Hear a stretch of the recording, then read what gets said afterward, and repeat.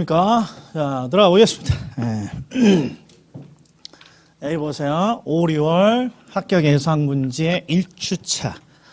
자 그런데 이제 저희들이 하는 강의 중에 뭔가 레벨의 차이가 좀 있어요. 레벨의 차이가 기본 강의로 치면 1, 2, 3, 4가 이해 강의고 5, 6, 7, 8은 뭔가 실전에 응용할 수 있도록 뭔가 강의를 좀 하죠.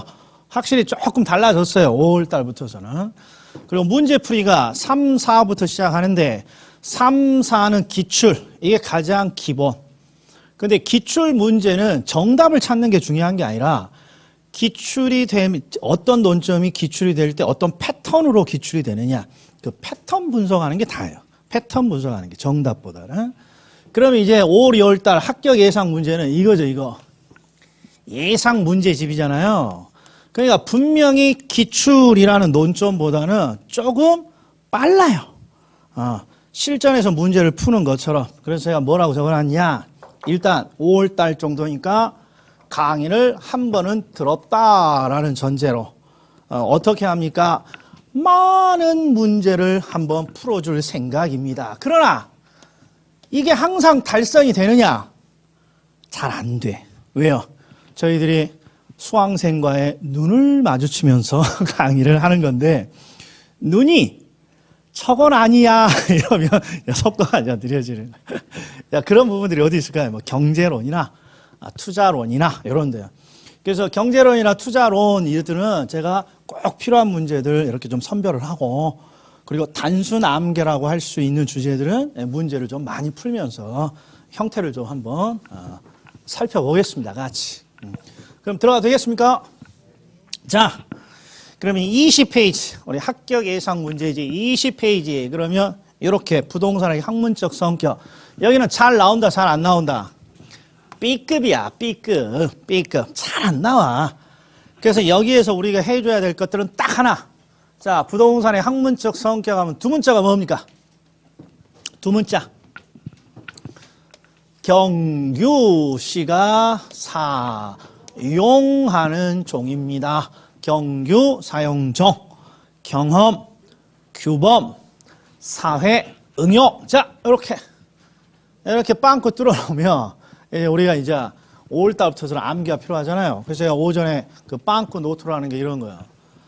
경규 사용종 채워놓고 경은 뭡니까? 경은 경험과 규는 규범과 사는 사회과 용은 응용과학 종은 종합과학 이런 것들을 자꾸 해보시라는 거죠. 네. 자 그리고 아이고 어디 갔냐 아이고 그리고 누구는 안 된다? 순자 씨는 순자라고 좀 하지 말고 순자 씨는 안 됩니다. 오히려 이게 더 중요하죠. 순수과학이라는 거 안 되고 그 다음에 자연과학이 아니고 사회과학이고 순수하게 연구하는 게 아니라 응용하고자 하는 과학이고 여기에요. 자 그러면 1번 문제 보겠습니다. 대표 문제는 제가 빼겠습니다. 대표 문제는 대부분 기출이니까. 자 1번을 보면 요령이 이거예요. 요령. 부동산학은이라고 되어 있으니까 부동산학을 정의를 묻는 거예요. 정의. 부동산학의 정의에는 논점이 없어요. 항상 학문적 성격의 논점이 있는 거지. 근데 그 학문적 성격은 여기 있는 거죠. 여기 있는 거. 이게 학문적 성격이죠. 이게 종합, 응용, 과학입니다. 맞는 거죠. 여기에 순수과학, 자연과학만 들어가면 안 되는 거예요. 그리고 2번도 보세요. 부동산학은 논점 없어요. 그냥 토지, 정착물에 관해서 직업, 물, 금융하면 다양한 측면을 연구한다. 이 정도면 해석이죠. 어떤 측면? 좋은 측면, 나쁜 측면. 다양한 측면이라니까. 2개 이상이 나오면 다양한 측면에 연구합니다. 이 정도면 되는 거예요. 자, 그 다음에 3번. 3번 딱 보니까 뭐가 보입니까? 순수과학이라고 할 수 있다. 그렇죠. 이런 게 눈에 보여야 돼요. 부동산학은 항상 학문적 성격이니까 학문적 성격이 있는지 봐야죠. 순수가 아니라 실무에 응용하고자 합니다. 응용과학. 4번. 부동산학은 자연현상에 대한 연구가 아니라 자연현상을 연구하면 얘가 자연과학이에요. 그러니까 자연과학은 아니니까 자연현상을 연구하는 건 아닌 것이죠. 그리고 인간과 부동산의 관계, 이런 걸 우리가 인간은 사회적 동물이라고 하잖아요. 이게 사회현상이라고 하는 거죠. 이런 인간이 개입돼서 만들어진 사회현상을 연구하는 사회과학입니다. 그 다음에 부동산학은 추상적인 학문이 아니라 현실의 부동산 활동을 대상으로 하는 구체적인 경험과학입니다. 요 정도 되는 거예요. 2번. 자, 부동산학의 접근 방법이라고 되어 있는데 여기 뭐라고 적어져 있어요? 뭐라고? 참고.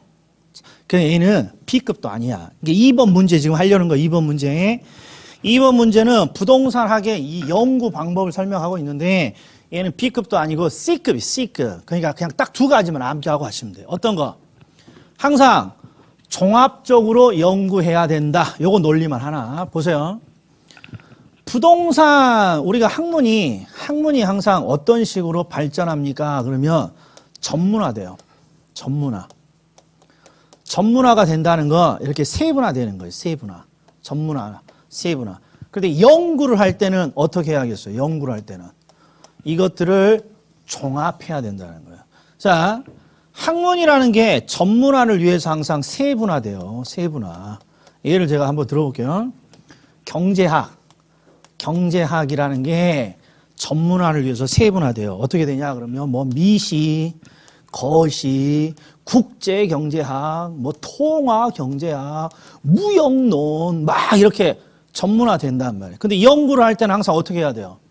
이것들을 종합적으로 연구해야죠. 학문은 비록 세분되더라도. 그러니까 항상 요놈 하나. 그래서 부동산학을 체계화하고 종합화했다. 그러면 종합식 접근 방법. 그 다음에 간혹 함정으로 자주 나오는 게 의사를 결정하는 연구 방법인데 이 의사, 여기에 있는 이 의사는 윤봉길 의사, 안중근 의사도 아니고 내과 의사, 외과 의사도 아니고 어떤 의사예요? 의사를 결정할 때 학자들은 항상 인간을 어떻게 전제하느냐, 합리적 존재라고 가정을 하고 뭔가 의사 결정을 원하는 거죠. 예를 들어서 우리 입지론, 우리가 공업입지나 상업입지를 찾을 때 인간을 어떻게 가정해요? 합리적인 인간이다라고 전제를 하고 공장의 입지, 상업의 입지를 찾아내는 거죠.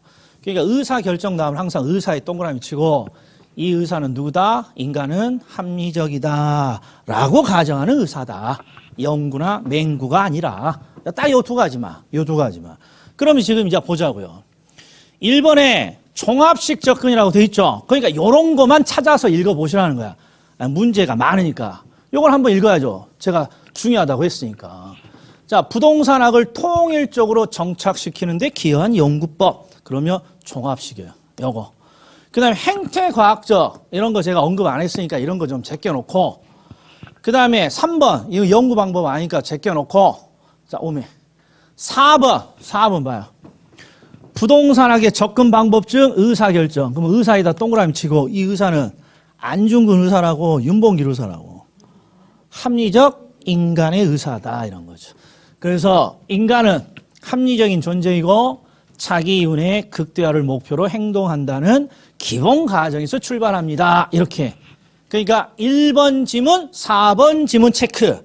이것만 열심히 보시면 된다는 거예요. 그럼 정답 한번 찾아보죠. 정답은 지금 5번이라고 되어 있죠. 자, 이것도 보세요. 부동산학이 추구하는 뭐 이념이라고도 하고 부동산학이 추구하는 가치라고도 하는데 우리 시험에 2번 나왔는데 자 효율성하고 형평성이라는 게 있어요. 효율성, 형평성. 자, 우리가 효율성이라는 게 뭡니까? 효율성이라는 게. 자, 일을 어떻게 하면